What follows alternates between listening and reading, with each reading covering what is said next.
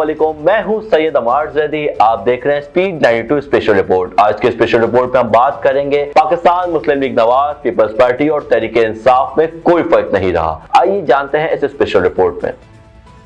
Senior anchor person और सहाफी हामिद बीर ने कहा है कि तहरीके इंसाफ, मुस्लिम लीग नून और पीपल्स पार्टी में कोई फर्क नजर नहीं आता। तीनों जमातों गोया एक दूसरे में गड़बड़ हो चुकी है। तीनों जमातों में मौजूदा मेरे कुछ दोस्त ऑफ द रिकॉर्ड वही महसूस करते हैं जो मुझे नजर आता है, लेकिन ऑन द रिकॉर्ड कुछ बोलने के लिए तैयार नहीं। अपने ताजा कॉलम में हामिद बीर लिखते हैं कि हम बहुत ही मुश्किल दौर से गुजर रहे हैं। मिर्जा गालिब जिंदा होते तो ये कभी ना कहते कि मुश्किलें मुझ पर पड़ी इतनी कि आसान हो गई। आज के दौर की मुश्किलें तो नाकाबिले बयान हो चुकी हैं।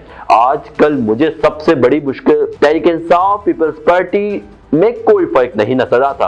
आजकल इमरान खान बड़े एंटी एस्टेब्लिशमेंट बने हुए हैं। पिछले साल तक नवाज शरीफ बड़े एंटी एस्टेब्लिशमेंट थे और उनसे पहले आसिफ अली जरदारी ने भी एस्टेब्लिशमेंट के ईंट से ईंट बजाने की कोशिश की थी, लेकिन इन तीनों ने अपने अपने अदवार हुकूमत में जबरी गुमशुदगियों का मसला हल करने के लिए कोई संजीदा कोशिशें नहीं की। ज्यादा पुरानी बात नहीं, सिर्फ 3 साल पहले इन तीनों जमातों ने जनरल कमर जावेद बाजवा को एक्सटेंशन देने के लिए अपने तमाम इख्तियारात पर से पश डाल दिए और कंधे से कंधा मिलाकर आर्मी चीफ की मुद्दत मुलाजमत में तौसी का कानून पास किया।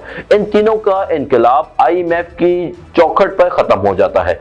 तीनों का IMF पर भी हुस्न इत्तेफाक है। हामिद भी कहते हैं कि हो सकता है कि वफाकी वजीर इत्तलात मरियम औरंगजेब साहिबा को ये लगे कि मैं जबरदस्ती नवाज शरीफ और आसिफ जरदारी को इमरान खान के साथ मिला रहा हूँ। पिछले साल तक फवाद चौधरी साहब को भी ऐसा ही लगता था। जब तहरीक इंसाफ की हुकूमत ने सदारती ऑर्डिनेंस के जरिए टीका तरमीम कानून हम पर मुसल्लत करने की कोशिश की तो हमारे साथियों ने शोर मचाकर इमरान खान की हुकूमत मीडिया पर वही तलवार चला रही है जो नवाज शरीफ की हुकूमत ने 2016 में चलाई थी। फवाद साहब को हमारे ये चीखो पुकार बहुत बुरी लगी।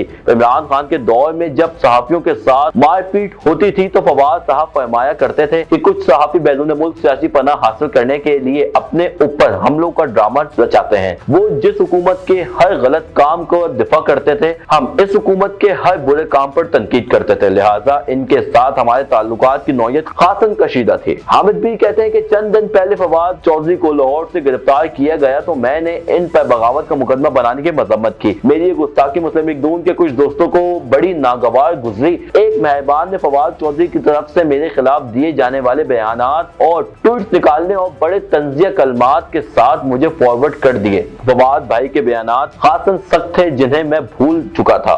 क्या माजी के इन बयानात की वजह से मैं इनसे ताज़ीरात पाकिस्तान के दफा 124A के तहत बगावत का मुकदमा बनाने की हिमायत कर दूं? अगर मैंने अक्टूबर 2020 में लाहौर के थाना शाहजरा में नवाज शरीफ और मरियम नवाज समेत मुस्लिम लीग नून के 40 रहनुमाओं के खिलाफ 124A का मुकदमा बनाने को गलत कहा था तो मैं फवाद चौधरी पर 124A का मुकदमा बनाने को सही कैसे कह सकता हूँ? हामिद भी के मुताबिक फवाद चौधरी को जिस अंदाज से गिरफ्तार किया गया और मुंह पर काला कपड़ा डालकर हथकड़ियों के साथ अदालत में लाया गया वो काबिल मजम्मत नहीं बल्कि अहबाब इख्तियार के लिए काबिल शर्म भी है। इमरान खान के दौर हुकूमत में रुकने कौमी असेंबली अली वजीर को पेशावर से गिरफ्तार किया गया, हथकड़ियां पहनाकर कराची ले जाया गया। अली वजीर के मामले में तहरीक इंसाफ और पीपल्स पार्टी की सूबाई हुकूमतों ने एक दूसरे से मिसाली ताउन का मुजाहिरा किया क्योंकि अली वजीर को हथकड़ियां लगाकर शहर शहर घुमाने का हुक्म जनरल कमर जावेद बाजवा की तरफ से आया था। अली वजीर पर खैबर पख्तूनख्वा और सिंध में 1 दर्जन के करीब मुकदमात कायम थे जिनमें 124A का बार बार इस्तेमाल किया गया था। जब शहबाज शरीफ की कौमी असेंबली में अली वजीर का वोट चाहिए था तो उन्हें इस्लामाबाद पहुंचा दिया गया, लेकिन जब बजट इजलास में शिरकत के लिए कौमी असेंबली के स्पीकर राजा परवेज अशरफ ने प्रोटेक्शन ऑर्डर जारी किया तो अली वजीर को इस्लामाबाद नहीं लाया गया। अली वजीर, खैबर पख्तूनख्वा और सिंध की हुकूमतों ने बगावत के मुकदमे बनाए जबकि फवाद चौधरी पर इस्लामाबाद पुलिस ने बगावत का मुकदमा बना दिया है।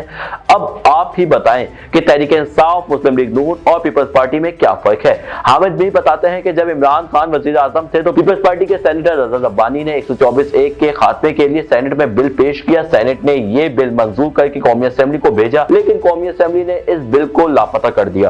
अब पीपल्स पार्टी और मुस्लिम लीग नून हुकूमतें इत्तेहाद का हिस्सा हैं। दोनों जमातें चाहें तो 124A के खात्मे का बिल मंजूर कर सकती हैं, लेकिन ये दोनों जमातें ये नेक काम नहीं करेंगी लड़ेंगी क्योंकि फिलहाल इन्हें 124A को अपने कई और सियासी मुखालफिन के खिलाफ इस्तेमाल करना है। 124A नौ आबादियाती दौर की यादगार है। बाल गंगाधर तल्ख इस कानून का पहला निशाना था। 1916 में कायदे-आज़म मोहम्मद अली जिन्ना ने बतौर वकील 124A के मुकदमे में तल्ख का दिफा किया था। पाकिस्तान के साबिक वजीर आज़म हसन शहीद सोहबदी, मोहतरमा बेनज़ीर भुट्टो, नवाज शरीफ, शाहिद खाकान अब्बासी और मौजूदा हुकूमत के कई सीनियर वज़रा 124A को भुगत चुके हैं। फैज अहमद फैज, हबीब जालिब, मीर गुल खान नसीर समेत कई शायर, अदीब और सहाफ़ी इस नौ आबादी कानून का निशाना बन चुके हैं। जून 2021 में मुझे और आसमा शराजी को भी इस स्याह कानून से डराया गया। पिछले साल अरशद शरीफ समेत कई सहाफियों को 124A से खौफजदा करने की कोशिश की गई और अब फवाद चौधरी खिलाफ इस कानून का इस्तेमाल किया गया है। क्या मैं वजीर आजम जनाब शहबाज शरीफ से ये पूछने की जसादत कर सकता हूँ कि अगर इमरान खान के दौर में अली वजीर पर बगावत का मुकदमा बनता है और आपके दौर में फवाद चौधरी पर बगावत का मुकदमा बनता है तो फिर बताएं कि आप में और इमरान खान में क्या फर्क है। एक स्याह कानून ने आप सबके चेहरे स्याह नहीं कर दिए।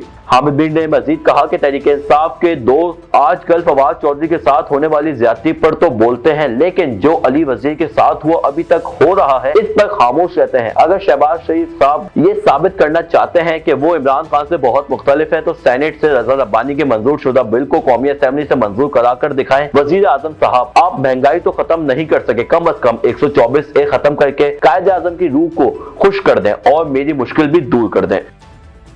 ये थी आज की स्पेशल रिपोर्ट। इस तरह की मजीद स्पेशल रिपोर्ट्स और तहकीकाती वीडियोस देखने के लिए हमारा फेसबुक, यूट्यूब, ट्विटर और वेबसाइट को विजिट कीजिए और अपने वैल्यूएबल कमेंट्स हमें जरूर आगाह कीजिएगा।